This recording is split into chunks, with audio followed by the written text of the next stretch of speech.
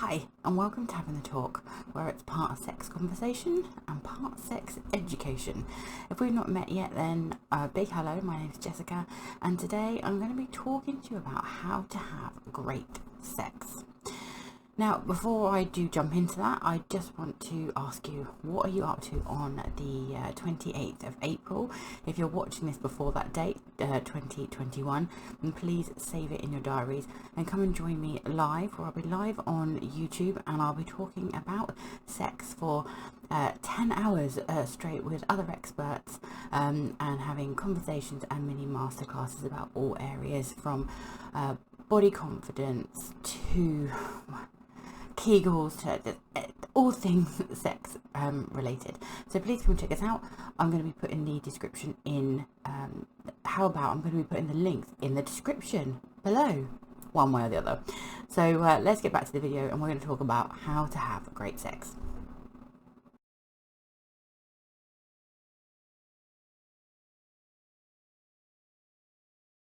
So the title of this video was a little bit misleading because I am actually going to talk to you about some of the keys to great sex, but I actually can't give you personally your key to great sex. We have to create our own unique and special key. I'm going to give you the materials. We've had enough of that analogy. Let's talk about great sex. I'm going to cover 5 things. Okay, this is not an exhaustive list.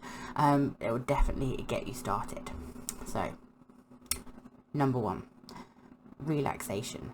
Now, this is probably the easiest sounding, yet actually the hardest of all the 5 that I'm going to talk about, because one of the reasons that you are most likely not having sex is because you are stressed. Stress is a libido killer. So does something like this resonate with you?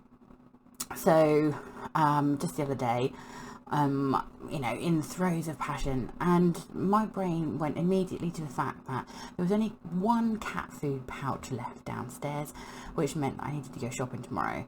I didn't have time to go shopping the next day, and so that was all that I could think about. And because of that, I couldn't relax. So, thinking, constantly thinking and having this whole list of what to do means that we don't have the time to relax. But relaxing paves the way for great sex because it means we're actually in the moment. So the question remains, do you know what actually relaxes you? So this is sort of the first step, and where I'm trying to say we're all different. The topic is relaxation, but what actually relaxes you? Some people be a nice walk in nature, some people a massage and a bath, and sometimes not, because I can tell you that a bath for me is the least relaxing thing that I can do. So the other option we could look at is, perhaps if it's hard to think of something that relaxes you, think about something that doesn't stress you out, that removes some of the stress of your life. You've heard me talk before. I talk a lot about a tidy kitchen, that the dishwasher's on, something that's taking away some of the everyday stresses of my life that I haven't had to go and do myself. So number 2, awakening the senses. Now, I think I'm going to pick this as a larger video sometime soon, so keep an eye out for that, because it's quite a big topic to think about.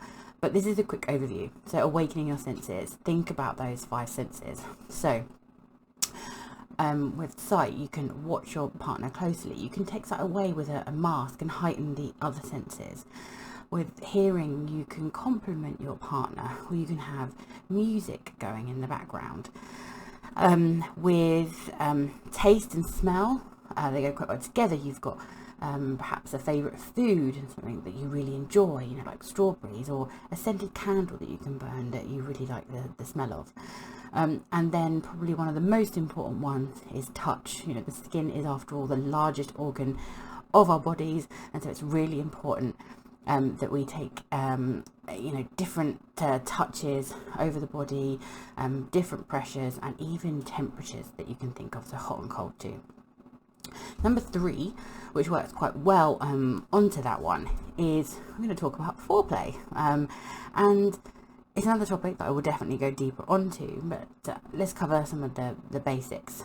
Firstly, foreplay is a horrible name for it, because it's not the foreplay of anything. In fact, foreplay in itself is sex. And you know, when you think about the fact that on average it takes 20 to 40 minutes for a woman to experience orgasm, and then only 30% of women experience orgasm through penetration, foreplay becomes really, really important. It builds up energy, anticipation, and it's pleasurable in itself. And you know, for many, including me, you know, that's where I experience my orgasms when we're having sex. So just we could talk about foreplay for quite a while. Think about foreplay, and also think about the fact that it's not just about the genitals. You know, I really like running fingers through my hair is another one. So think about for you personally, you know, what is it, what touch is it that you really enjoy, and really think hard about foreplay. So number 4, we're going to talk about positions. Again, if you know me at all, you'll know that I don't really talk about positions. It's not something that we ever cover, because I think there's so much information out there about it. But it is really important with great sex, because changing the position that you're in can change the depth of penetration, and can really affect the levels of pleasure. The only real guidance I'm going to tell you here for number 4 positions is the fact that the main thing is that position doesn't cause you any pain. And there's absolutely no need to think that I'm talking pretzel here in my position. Change it up a little bit can be as much as putting a pillow or a cushion or something under your bum just to raise up your hips. And lastly, number 5, probably one of the best ones, and that's the go wild. So here we were talking about the fact that, you know, sex needs to also be fun. It's not work. It shouldn't be work. You know, we're trying new things. It's about keeping it playful, because it's bound to go wrong. You know, these things do go wrong, especially on first tries. I still remember the very first try I ever had of a 69, and let's just say there was a lot of suffocation by balls going on, and after I tapped out, it was definitely a lot of laughter, but that laughter added a bit of connection between us, and it didn't ruin the moment. It allowed us to continue, and we, you know, tried something different instead. So as you can see, there are lots of ways that you can experiment with sex to make it great. Some will be for you, some won't be for you. There'll be lots of many different things, and what I really want you to take away from this is the fact that there's always something new that you can try to improve the sex that you're having, if you're willing to go down that journey. So for this particular video, those 5 things that I really want you to consider once again are relaxation. How do you relax, or how do you remove the stresses of your life? Awaken those senses. Think about something that you might be able to add or take away. Foreplay. Please don't forget foreplay. It's a massive part of your sex life. Positions, think about changing it up slightly, doesn't have to be massive, and go wild and have some fun with it. So if you haven't subscribed already, then please do hit the subscribe button. Making these videos does keep me out of mischief, and the more I do them, hopefully the better I'm getting at them. And lastly, I want to leave you with a thought for this particular one. So I'm just going to check my notes here. So Dr. Helen O'Connell was the first to truly study the clitoris in detail, taking MRI scans. And this is part of a study published in 2005. So we're talking less than 20 years ago. Parts of the female form were still unknown. Massive. So thank you so much for watching, and I will see you in the next video.